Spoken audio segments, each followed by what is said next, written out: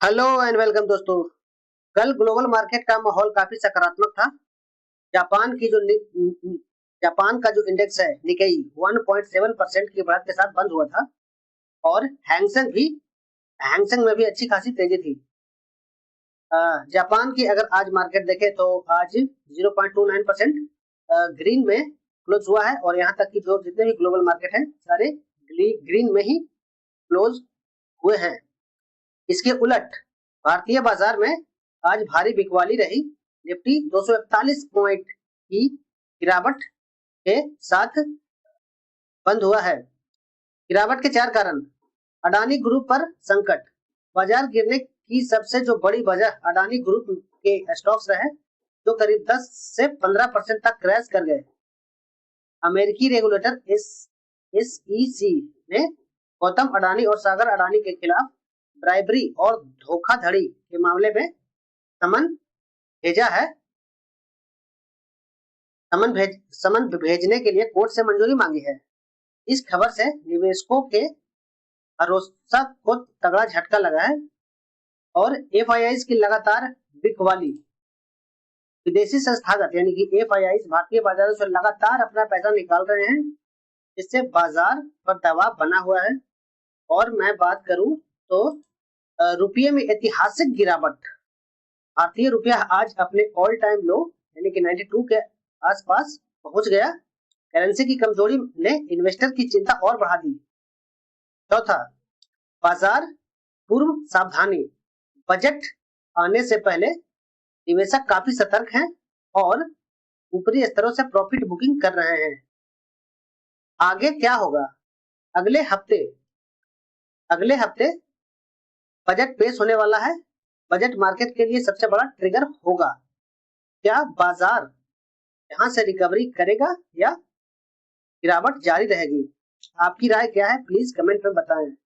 अब हम बात करते हैं जो हमारा लेवल्स होगा निफ्टी में वो क्या हो सकता है। अभी आज जो क्लोजिंग हुआ है वो 2564 के आसपास क्लोजिंग है।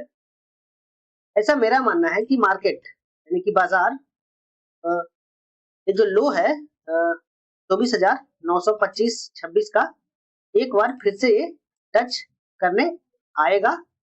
सोमवार को तो मार्केट बंद है, तो मार्केट जब मंगलवार को खुलेगा तो ओके। अगर मैं देखूं तो ये जो एरिया था इसको ब्रेक कर चुका है 25,170 के आसपास। तो आने वाले समय में किस तरीके से बिहेव कर सकता है? मेरा व्यू है कि मैं यहाँ पे एक रेसिस्टेंट और सपोर्ट लगा देता हूँ पूरे एरिया का। तो अगर ये नीचे खुलता है कल तो आसानी से इसको टच करेगा यहाँ पे, और यहाँ पे अगर कोई बुलिश कैंडल बनता है फिर से यहाँ पे ऊपर जा सकता है और फिर यहाँ से इस एरिया तक पहुंच सकता है, क्योंकि ऊपर में 25,170 के आसपास रेसिस्टेंट एरिया है, तो उसको ब्रेक करना मुश्किल होगा। और अगर ये ऊपर खुल जाता है मंडे को अगर जब तक इसके ऊपर नहीं खुलेगा ना 25,170 के ऊपर नहीं खुलेगा निफ्टी, तब तक इसमें ज्यादा स्ट्रेंथ नहीं दिखेगी। और अगर इसके ऊपर खुल गया और सस्टेन कर गया प्राइस तो आपको इस एरिया पे जाता हुआ दिखेगा ऊपर की ओर, जो कि है 25,400 25,470 के आसपास।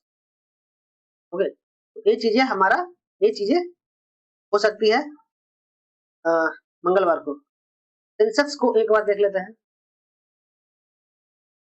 सेंसेक्स का पिछले वीडियो में मैंने इस तरीके से बताया था कि इस तरीके से ऊपर जा सकता है, मगर ऐसा बिल्कुल नहीं हुआ। सेंसेक्स का जो एक ट्रेंड लाइन मैंने लगाया था वो ब्रेक कर दिया। ब्रेक करने के बाद यहाँ पे फिर से ट्रेंड लाइन को रीटेस्ट किया और रीटेस्ट के बाद फिर से एक गिरावट आ गई। तो मेरा यहाँ पे व्यू रहेगा। तो अब मैं ट्रेंड लाइन को हटा देता हूँ। यहाँ पे नीचे एक सपोर्ट एरिया है 81,130 के आसपास। तो अगर इस एरिया पे क्लोजिंग के नीचे खुलता है, क्लोजिंग के नीचे खुलने के बाद में इस एरिया से अगर बाउंस दिखाता है या कोई प्राइस एक्सेस बनता है ऊपर की ओर जाने के लिए प्लीज, तो ये यहाँ पे आ सकता है। ओके। और यहाँ पे थोड़े से रिजेक्शंस के बाद अगर ये ऊपर जाता है, इसके ऊपर टिकता है 81,800 के ऊपर टिकता है, तो आपको ये इस एरिया पर भी जाता हुआ दिखेगा, जो कि है 82,700 के आसपास। ओके, तो ये हमारा व्यू था सेंसेक्स में और निफ्टी में, दोनों में। वीडियो को लाइक और चैनल को सब्सक्राइब जरूर कर दें।